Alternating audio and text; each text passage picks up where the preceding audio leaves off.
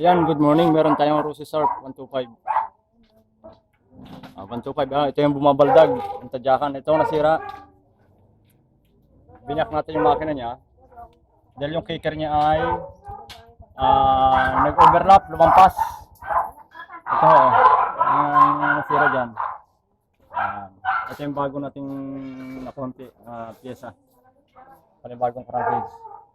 Pwede rin naman hinahangan to, kaso lang baka hindi rin tumagal. Pati may tendency na mabengkong. Ito nadamig sa kanya, yung kanya ko natin. Pumilipit na yung spring niya. Papalitan natin yan. May pamalit na tayo. Yung original din. Yan. Papalitan natin siya.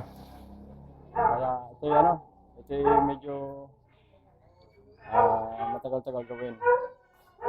Kahapon pa ito, hinanapan natin ang crankcase. Pang Rosy din ito.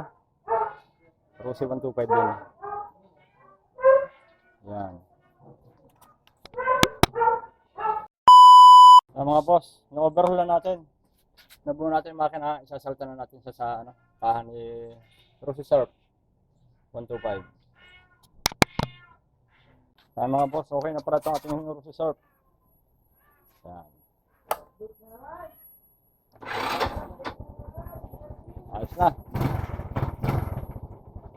Ito pala, nagkakaroon ng na babak pressure kaya nasira itong ating kicker.